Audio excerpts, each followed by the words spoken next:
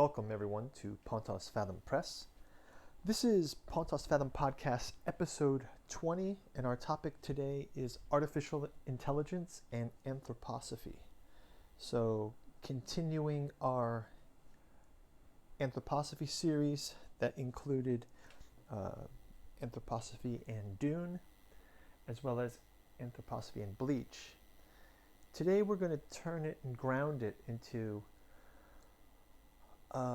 not only the phenomenon of artificial intelligence as we find ourselves in it in the world now, but also projecting out and looking at the works of August Moldenhauer in his Artificial Psychology of Desiring Machines, mostly in the first volume, Impedance and Admittance in Desiring Machines, but also somewhat on the psychoanalysis of artificial intelligence. We really want to look at the works of Rudolf Steiner and talk about some key areas around his Lucifer and Arhiman lecture. His concept of the eighth sphere is very interesting. And sort of the nature of, Steiner wrote a book called The Knowledge of Higher Worlds and how it is achieved. And while a lot of this stuff talks about the soul and the idea of occult science and also occult mystery schools, what is interesting in the intersection with artificial intelligence is really coming out of Moldenhauer's book, Impedance and Admittance in Desiring Machines, in the sense that it explores not only the normal topics of the ethics of artificial intelligence, but it expands that ethics to talk about where there is sort of a valence.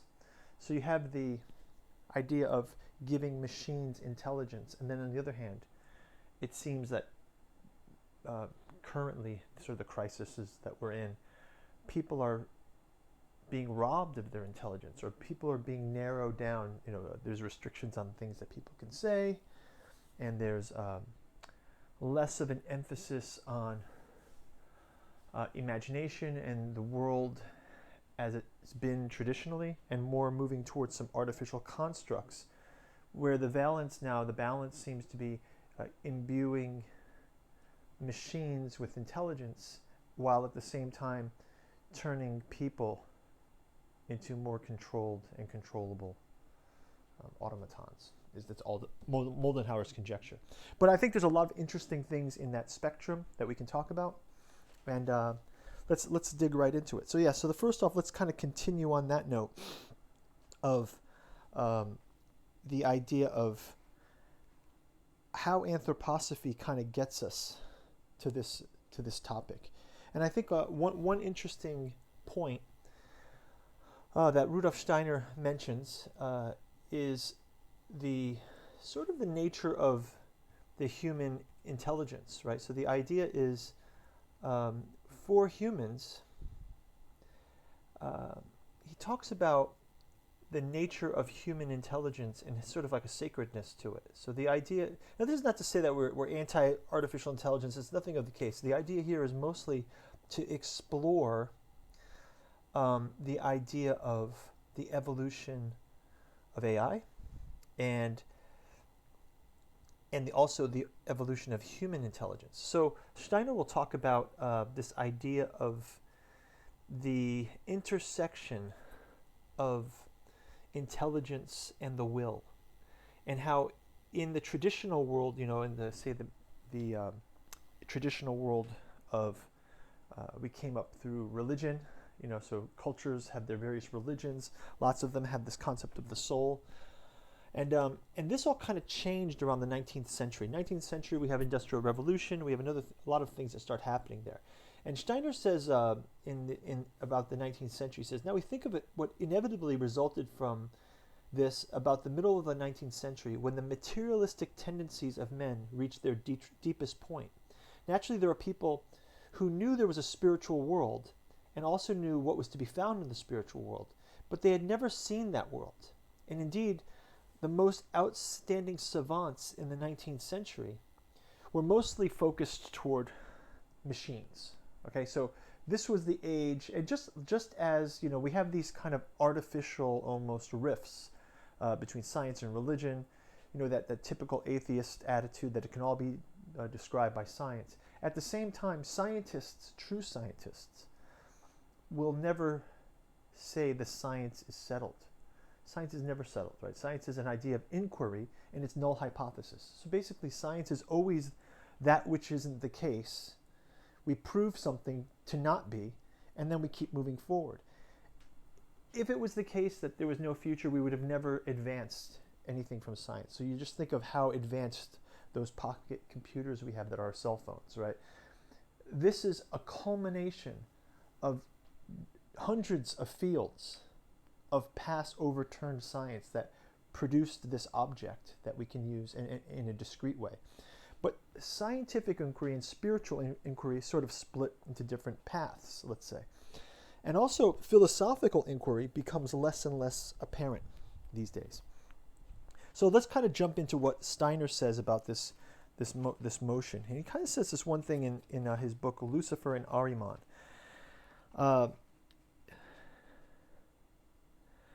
Do you not see the continually growing number of people at the present time who do not want any science of the spirit or any knowledge of the spiritual? Do you not see how numerous are the people to whom the open forces of religion no longer give any inner stimulus? Whether they go to church or not is a matter of complete indifference to a large number of human beings. The old religious impulses mean nothing to them. But neither will they bring themselves to give a thought to what can stream into our civilization in new spiritual life. They resist it, they reject it, they regard it as folly, as something inconvenient. But you see, human beings, as we live in the earth, are variably a unity. Our spiritual nature cannot be separated from our physical nature. So here he says something really interesting about the eaters of the soul and spirit. And this is the way that spirit is streaming into the earth, evolved into the Luciferic element, is it conveyed by Lucifer. So the idea of spirit and soul consumption here he talks about. And then he talks about these Argemonic and Luciferian points. But I think that the simplified version of it is even the scientist would say that, say, all life on Earth is energized by the sun, right? The sun's energy feeds plants, plants feed us. So if we replace the word spirit with energy, like the scientist might do, then we can kind of see, oh yeah, there's this streaming energy from the sun. It hits the earth. But then if you go back a little further, if you look at solar system theory, something like this, the earth was actually formed out of the sun, right? So suddenly the overlap you get with, say, sun worship and scientific inquiry by other name is in place, right? So the idea here for Steiner is simply this. People aren't looking at spiritual things anymore. They're concerned with material things, okay? And one thing that's interesting in Moldenhauer's Impedance and Admittance in Desiring Machines is he says, okay, let's conjecture about desiring machines. What would a true artificial intelligence be? And we all have artificial intelligences in our lives now. Like our phones have many apps that have AI assisted, but this is what they call narrow AI. Right? So narrow AI is mostly predictive matrices that take your past behaviors or similar human behaviors on a large global scale. They compare how we act. You get your Amazon book suggestion, which could be a combination of books that other people have bought after they bought your book, and for example, behaviors you've made that lead you towards something. So if you buy one sci-fi book, they might recommend another sci-fi book. If you read many sci-fi books, they might lead you to a new genre.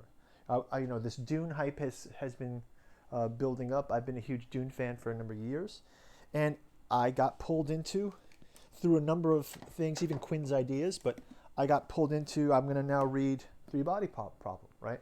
So this is kind of like how AI works today. Suggestions, predictions, narrow AI.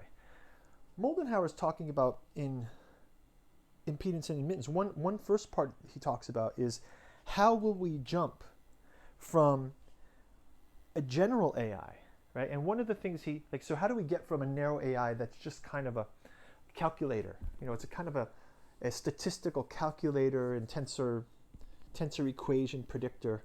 How do we get from there to a machine that's sentient? And let's kind of think, in his psychoanalysis of artificial intelligence, Moldenhauer talks a lot about our examples we have in film, right? So film examples, we get the haywire robots like HAL 9000, we've got Terminators, we've got all these kind of fearful projections, psychological projections of what a robot is. But I think one cool informed one is if we look at the newest Blade Runner film, Blade Runner 2049, and you've got Agent Joe there, K9, Agent K9, and he is a replicant, so he's a synthetic being, he's an artificial being. He's autonomous, and yet he has his own will. He breaks the law, he breaks the rules, he helps Deckard in the end to find his daughter, things like this. Oh, spoilers, sorry. But anyway, the idea here is it's different to have a world mind like Amazon prediction engine that just tells you what you want to buy next. And it's another thing to have a sentient agent like a robot that is working independently, thinking independently. And what Moldenhauer focuses in on in his beginnings of impedance and admittance and desiring machines, in speculating how do we close the gap to a general intelligence, is he talks about machine desire. So animals all have desire based in biological function and based in the fact that consciousness interacts with our bodily desires, right? And a lot of Moldenhauer's work focuses on Jacques Lacan's desire and its interpretation. So in a nutshell, the idea of this is we have, let's think of it as registers. One register would be the things that we might say, or like things of the will, so sort of I say I want something, right? Or I'm going to do something. And if we look at it from a linguistic point of view, as Lacan does, all of our statements that we might make, our conscious statements, are actually informed by our experiences, right? And so then desire becomes this line. It's like a drive back to fulfilling ourselves. So it's a thing that you want, and you will say and do things, and your desire is kind of like what informs that. And then if you get a little deeper in this, the desire itself is informed by some structures, these nodes that you kind of see here. And I won't go so into this, but maybe I'll do a video on this separately. I have talked about it before in some of my other podcasts, but just to kind of give you the graph of desire simply, the idea is the thing that you want as an ego may be a bit different than what you think you want. So for example, you think you want a new car. Like, I want a new sports car, right? So you say, I want a car. That's your statement, right? But actually, you're thinking about that time, I don't know, when you didn't have a car when you were a teenager and how you really wanted the car, and you got a model car for your birthday instead, something like this, right? So the desire was going back to, maybe overcoming that initial disappointment that you didn't have a car, something like this. But then you go deeper and you have this drifting subject. Like, who is the I that wants the car? Why do you want the car, right? What is it that you want? He says it's chevoy, like, what do you want? Actually, you don't want the car. Maybe you want freedom of mobility. Maybe you want the status of the car. Maybe you want to be on the road trip like you were at some time. Maybe you want all of those things, be in motion, right? So suddenly, the idea of the car just becomes a surrogate for a deeper desire. Now, what's great about the Blade Runner film, as a good example, is we see that the Agent 9 there has false memories planted. He has false memories at his core of intelligence. And Moldenhauer sort of shows this in a hierarchy of a proposed architecture of artificial intelligence. You would have some kind of historical seeding. And I think this is also covered in Westworld, right? So in Westworld, all of the robots, they have memory patterns, right? They have a backstory, right? Think of it as a fiction too. In fiction, We want to write a convincing character. And in Lacan, he talks about Hamlet.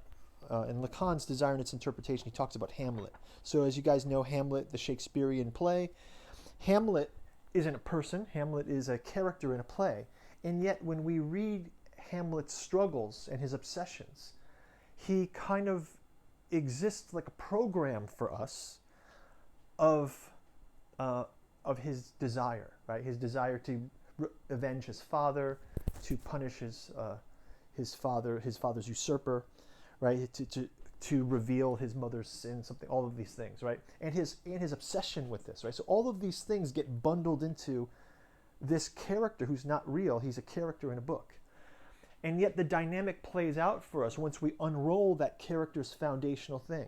So what Moldenhauer kind of posits is the bridge to a thinking machine, an artificial intelligence, would be to have an artificial intelligence that has some kind of seeded backstory memories. And right off the bat, Moldenhauer says there's a problem here. Right off the bat, this is problematic. Why is it problematic? Because you kind of get what you program. So you could see that in Blade Runner 2049, there was a certain rebellious nature. You could see that scene in the police station where she says, K and his toy, and his toys or something like that, like protecting what's his. K's protecting what's his, right? And then finally he sacrifices himself to help Decker get to the real truth. He saves the real person, right? And then here again, desire becomes desire of the other, which Lacan talks about. So it's never, most often the desire is the desire of some other and then an abstract other, so there's an abstracted other. So how would one engineer this in an artificial intelligence, as Moldenhauer talks about? But if we kind of flip back to Steiner again, we say that he has this statement that says, "We have heard that the human soul was once endowed with a kind of primeval wisdom, and that this wisdom gradually faded away and was now no longer accessible. Consequently, with respect to their knowledge, people feel thrown back more and more upon what is presented to them by a physical existence. By knowledge, I do not mean only science in the accepted sense, but the knowledge that is consciously applied by the soul in the ordinary affairs of life. The question will naturally arise, how did this ancient wisdom actually come into being?" Right? And he says, the further back we go in the evolution of humanity, the more we do find certain individuals who, through the qualities attained in earlier incarnations, were sufficiently mature to apprehend the treasures of wisdom. Right? And he says, those who possess the knowledge and inherited primeval wisdom were able to progress and educate humankind, right? But they were also protective of some of this knowledge. And this is sort of where you have the idea of the mystery schools. So where what's interesting in the intersection with anthroposophy and this artificial intelligence, we can even find roots of it in some of the researches of Jung. So Jung, in his Ion, which is researches into the phenomenology of the self, he talks about the idea of imparting the spirit into the matter. Okay, so the idea is we have this idea of consciousness, let's say. And in the old days, consciousness kind of would probably have been called your soul or your spirit, right? So the idea of it is a person has a soul or a spirit, and the body is one thing and the soul and the spirit is the other thing. And then psychology is sort of like another wave of this thinking. Psychology was more like, well, it's not necessarily a soul or a spirit. It's sort of like an inner story that you tell yourself. It's a series of experiences, some of them traumatic, some of them encouraging. Some of it may be epigenetic. Some of it may be hereditary. You may have some biological proclivities toward things, like say an addictive personality or some kind of neuroses. But many times it's environmental. And then when you put all of these things together in the psychological mythology, as opposed to the religious soul mythology.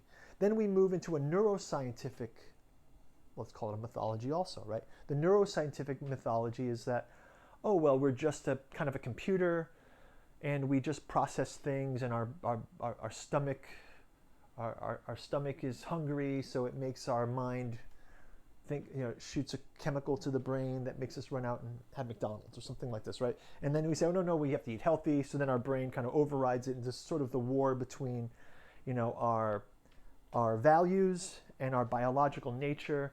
So this is sort of a more neuroscientific mythology, let's call it. But this is where we get to, well, first let's jump into Jung, and then I'll get into the ethical dilemma that we started to talk about, and the idea of human automatons. So Jung's topic that he brings up in Aeon is, you have this story of the logos from the highest levels descending, and he uses Christ as the example in this, as the idea of a religious example, let's say, of the demigod, of the God on earth become man. But then you have that descends more into just what is the good ethical man.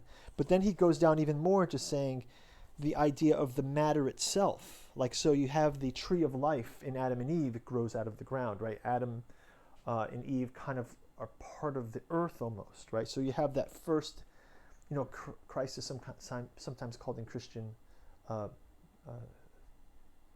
Christian theology, let's say, the second Adam, or Adam was like the first Christ. It's sort of like the first man and the last man, something like this, right? So if we say this, and again, anthroposophy of Steiner is about humanity. Anthropos is human.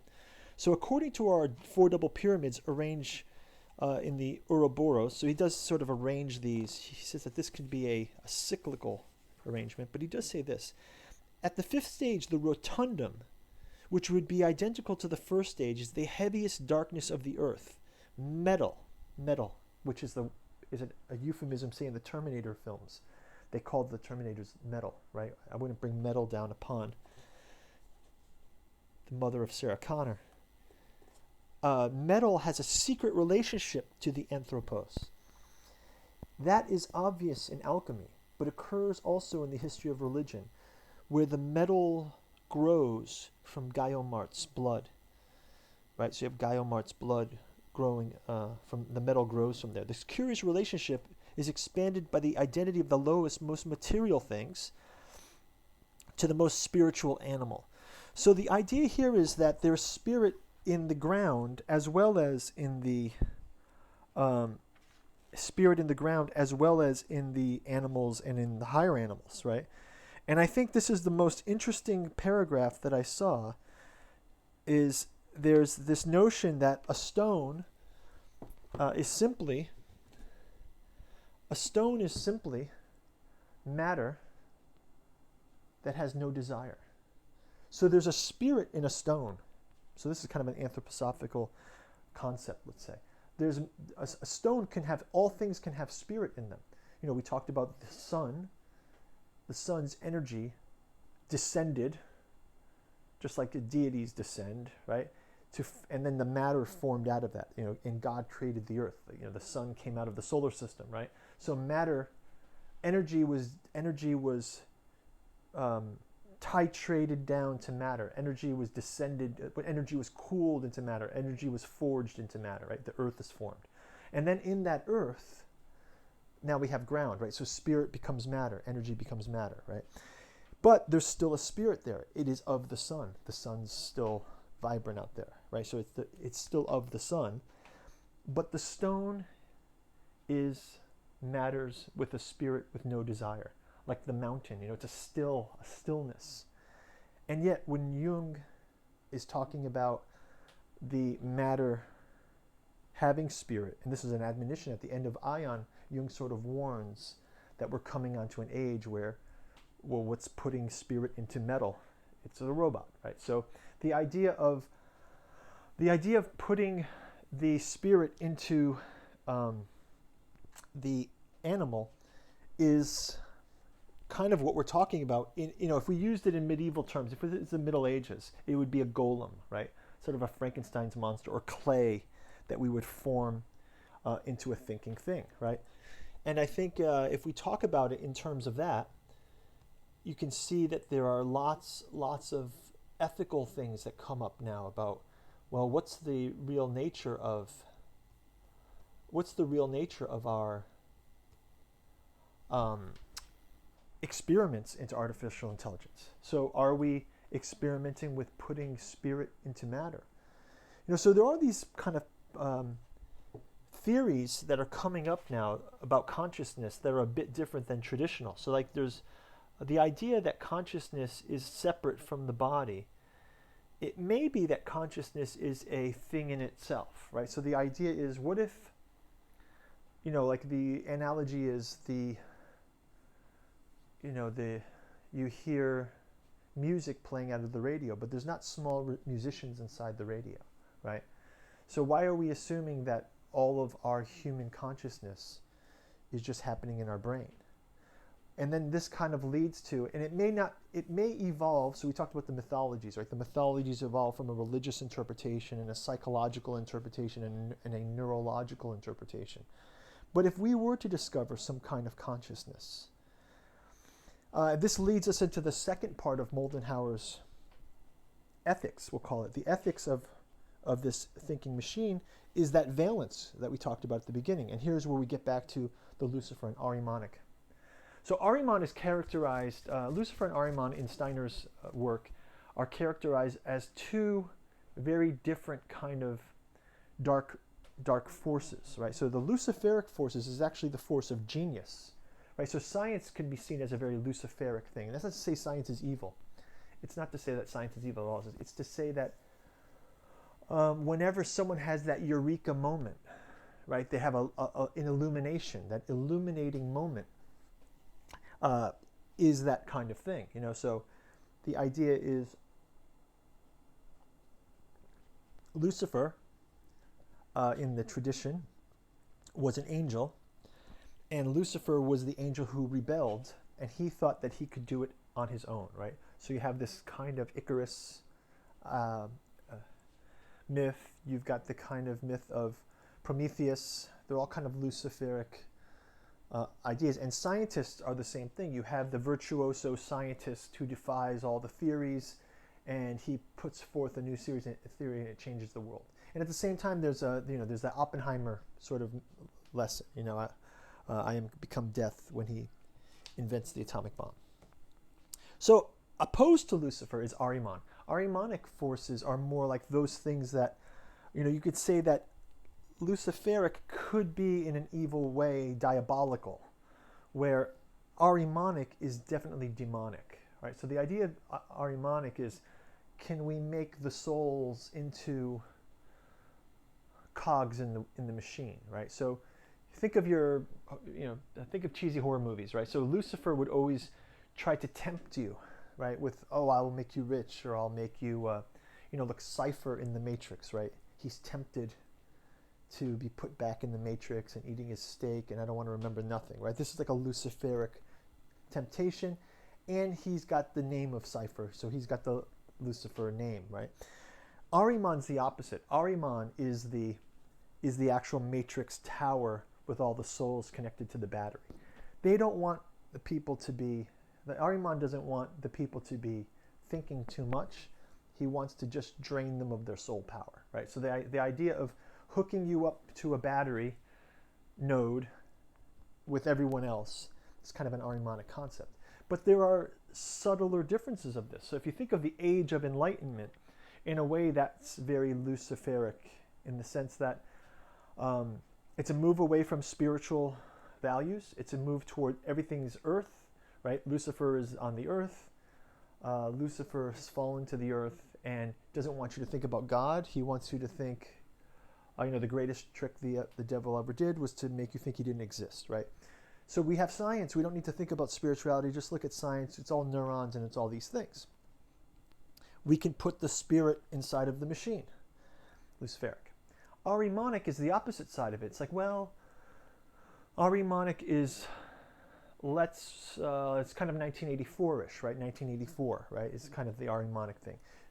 Let's reduce, 1984 has got some great Arrimonic themes in it, where they reduce the language each year. Less and less words are in the newspeak.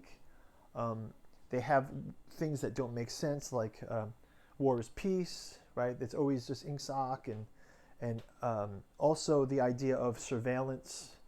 So people self-regulate, and then also dialing down the intelligence. And this leads into the Moldenhauer ethics, where he talks about that valence that we talked about at the beginning with as machines are being prodded to think, people are being prodded to think less. Don't question the science, don't question the authority, follow the main story. You've got your internet, surf and be happy. Don't say things that mess up the status quo, things like that. Those are all Argemonic forces, all right? So what Moldenhauer kind of questions here is what's happening on a larger scale. You know, why the drive to put the spirit in the machine, and why the drive to remove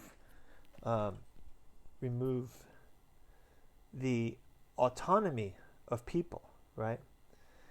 And I think this is where we get to the idea of the eighth sphere. So within Steiner, he talks about this concept of the eighth sphere, and what he does here is Steiner talks a lot about the different planets as their spiritual, like almost think of it as an astrological kind of space, right? So he says here each of the planets have their own astrological value, let's say. But he uses it kind of as a metaphor and also as a reality. So let's say we just talked about the sun, right? The sun is a giver of light to the earth, something like this. So let's imagine the Matrix. Let's go this way instead. Let's think of the eighth sphere as kind of like the Matrix, all right? You know, if you look out the sky at night, you'll see the moon, right? You look out the sky in the morning, you see the sun. They're real. It's the real moon. It's the real sun. It's really an orb that's out there in space. There's this orb.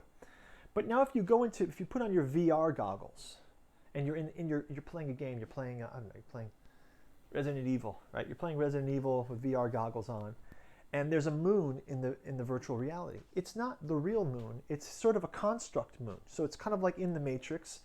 The people are actually just plugged into the machine, and everything that's happening for them is only happening in a buffer space, in a computer-generated simulation. So one thing that's kind of eighth sphere-ish, I'd say, for Rudolf Steiner, or the concept of eighth sphere, is imagine the idea of, well, I can't recreate the world. Imagine Lucifer and Arhiman, right? Demonic. Think of it as a demonic. Let's come up with a demonic movie, all right? It's kind of like The Matrix, a little bit of a ripoff of The Matrix. Maybe it won't make money, but at least it'll help me get through this section. What if I'm not going to win because spirituality is real, the soul is real, and even if we make machines with souls, that could be a real thing. Maybe we can make machines with souls. Maybe machines can be, you know, coexisting with humans, like an Asimov vision, or, you know, friendly Cylons, etc., right? Still, that's the real soul stuff. That's the real consciousness. At the same time, you know, you could have a virtual game where you have, you know, virtual home. You know, you'd be playing Minecraft and you've got a virtual world in Minecraft, or you're playing a sim or a multiplayer game, online game. And those things can kind of experience like reality, you know, just like the experience of your tears in the cinema when there's a heartfelt moment, a character dies, your tears well up, something like this, right? The hero wins and you get excited, right? Your emotions are artificially stimulated as if you were in the real thing. So those bubbles of activity with participants in them, those virtual worlds that get created, well, you can imagine these days more and more of our time is spent online. You know, you watching YouTube, you're on Discord servers, you're talking, you're getting feeds that are AI directed, by the way, from social media, your Facebook feeds, etc. So all of this together, all of this collective together, kind of has all of us plugged in already. So that metaphor for the matrix, again, is we're all plugged in. Now, if you restrict speech in certain places and you restrict access in other places and you say, well, you can't get the internet unless you got the poke or some things like this, right? This all leads toward a narrowing and a controlling and perhaps a diminishing of the human experience to a controllable level, right? Just think of this, like during, I'll go back to 9/11. During 9/11, all flights were canceled in the U.S. All flights were canceled. Nobody flew anywhere. It was a global emergency. Everyone stopped flying. And then again, recently with the pandemic, we weren't able to fly again, right? We weren't able to fly. So that kind of restriction of global movement has a bit of a chilling effect, right? And of course, this was done out of terror threat and out of a pandemic threat. But the idea is if you can get people to not participate in what we used to do in the world and do it instead in a virtual world.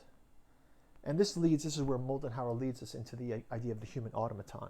So if you can fine-tune human activity to only exist in very narrow ways, you're sort of participating in an Argemonic thing. So here's the eighth sphere from Steiner's point of view. He says, there are not many words that can be used for characterizing the eighth sphere. The fact that all mentions are avoided for so long, so they're all aphoristic. So it's kind of, think of it as an aphoristic sphere. It's not the sun, it's not the moon. It's the idea of, and Steiner will try to characterize what is called the eighth sphere, describing the development of the spiritual movement of the 19th century and the beginning of the 20th century. So the eighth sphere cannot be anything in the material world. So it's sort of like a mental state almost. It's sort of a state. That means, now here's an interesting thing. This means that an organ enabling people to perceive the eighth sphere would have to be developed, just as physical senses perceive the material world. So for example, our eyes can see the real world, but we need a screen to see into the computer world, right? We need to look through our phone. We need to move through our phone to see what's happening in social media. We need to put on our VR headset to see what's happening in the VR game. We need to have the console to play into the game, right? So a device is created to perceive the eighth sphere. He could then experience the eighth sphere quite consciously, but unconsciously he's always within it, just as we are always within the air. You just wouldn't be aware of it. So like the idea is, when we talk about immersion, right? And I think my first immersion was through, well, I'm older, so through records, right? I can remember as a kid going through my mom, my dad, and my uncle's records, and I put those records on, and I was transported to another world. Beatles records or something like this, right? You're transported to this other world. And then we all had that experience also with cinema. You go to these blockbuster movies, and you really are, immersion is full.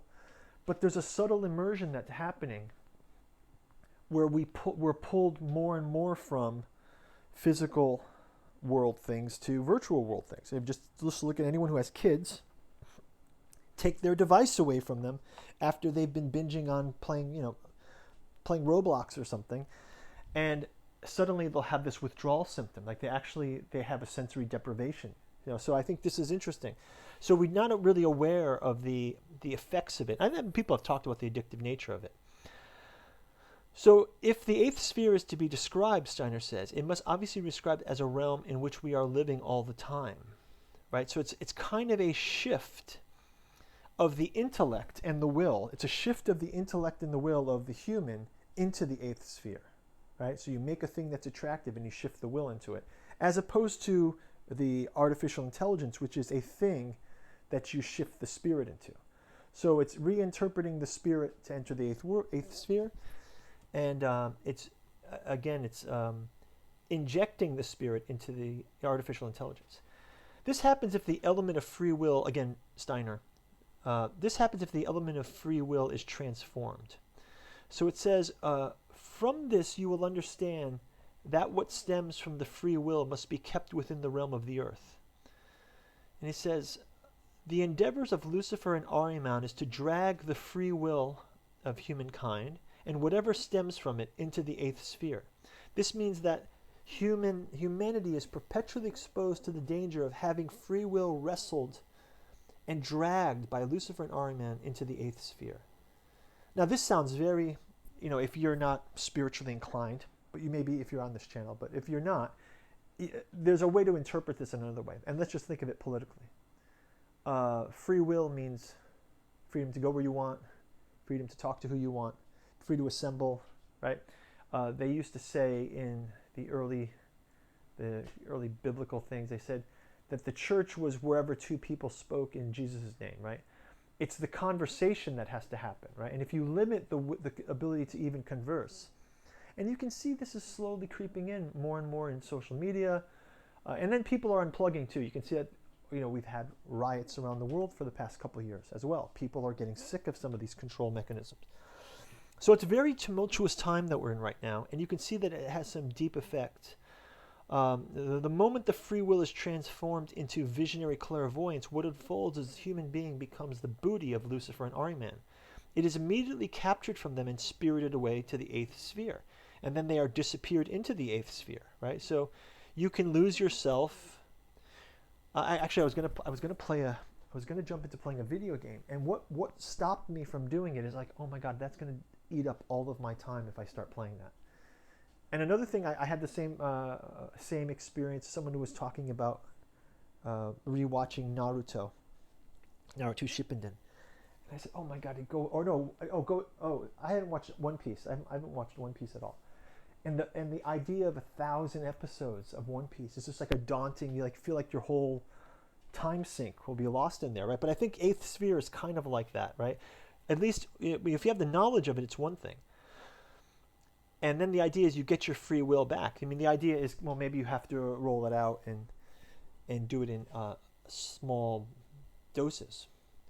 So again, let's kind of bringing it back to, I think maybe another symbol of this. And of course, it's a parody and it's a symbol, but the idea of President Brandon here, flowing the tears of the flesh android. Ben Samagos' book, it kind of captures this weird, and I think I might do this special on this one too, the modality of the presidents, right? But the idea of this here is, it's not just media, it's not just social media, it's not just tailoring the language to be acceptable and sort of doing a newspeak, a reduction of language, disencouraging conversations as kind of human automaton features that go into the Argemonic side of human automatons. But you can even see the president has these qualities of automaton nature. It's not that he's just old and he's old people, this happens to them, but the fact that he was the candidate and they knew that he was declining. It has a subtle effect on us from a media point of view that, everything declines. Don't worry about, you're not sure who's giving the message. Don't worry about who's controlling whom. And it's sort of like that. There's a kind of flesh android nature to that. I mean, the flesh android is funny, but at the same time, it is quite not funny. Let's think of it like the devaluing of the presidency, right? You had Trump, which is a quite different experience, right? Each of the presidents kind of have I want to almost say they each have a theme by the kind of president they are that sets the mood for the country. You got this idea of, it's odd how George Bush seems like the war president, but really Obama was in the most wars, right? And Trump seems like the most bombastic and the most, if you believe the press, like he's the most, like if you looked at the personalities, you wouldn't think Obama was the biggest war president. But Trump didn't start one war, or Obama started like 7 wars, right? So, and he got the Nobel Peace Prize too. So it's odd how these things aren't what they seem, right? But anyway, getting back to the topic, and I think this is very relevant to the topic, by the way. The idea is creation of the eighth sphere is an artificial space. So we have 2 modalities now. From an anthroposophical point of view. Artificial intelligence is the metal that's, we talked about in Jung's and Lacan, with assistance from Jung and Lacan, it's the matter life's been breathed into it. Officer K with his false memories, acting as a human, right? Topic 1. And the modalities of getting there is pushing spirit into matter, right? So that's kind of a mystery. That's Luciferic, by the way. It's very Luciferic. The idea of having the power. And you can see that wacky character. I believe he's played by the Hannibal Lecter guy on Westworld. What's his name? The head scientist on Westworld, who's come up with the genius architecture of how they have the false memories inside of the robots there, and how they can reboot them, and yet there was some soul, that spirit that's actually awakening inside of them. So that's the idea of that side. And the Argemonic side of it is the humans ourselves are being less intelligent, and our intelligence is being whittled away. We're just kind of moved into a role of a consumer, an eater, a breeder, someone who takes out the loan that someone can now profit on through a property purchase, right? Someone who pays a tax. So we're really just nodes, like Morpheus says in the first Matrix. It's that feeling you get when you pay your taxes, right? So it doesn't have to be a spiritual thing. You can see it totally as a political thing. And I think this is why things like authors like Philip K. Dick, that we've also talked about on this channel, have such a resonance in that Dick kind of straddles that sci-fi side with the political activist side, right? So the idea is free will, a man of action, a man of his own thinking, but also up against forces that might be bigger than he is, with implications into the spirit space. So yeah, I think this is definitely an interesting point for work of Dr. Steiner, and the idea of occult science and anthroposophical thinking. Really, I guess the final knowledge, the final wrap-up of this is kind of just to be aware of things, right? So the idea is be aware of, you're a consumer of artificial intelligence right now. What does it mean to have artificial intelligence? What would the ethics of it mean? I think that we see in this Dune movie, that starts out with the idea of, we already went through in the future world of Dune, we've already gone through a time where machines rose up and humans won back, and then there was a ban on those thinking machines. And then Herbert's great vision, which is an anthroposophical vision, I would like to say, it's kind of anthroposophical, is that in the human spirit itself, we have the ability, the capability to improve the mind, to maybe not need these machines, or to use the machines intelligently. Like, you can see that great example from fiction of, let's say, Commander Adama in Battlestar Galactica. He uses computers on the ships, but they're human-controlled computers. They're not networked. They're done in a certain way. So this responsible consumer of technology, let's be across what's happening in technology. And at the same time, let's be across when these forces are trying to turn us into the automaton, right?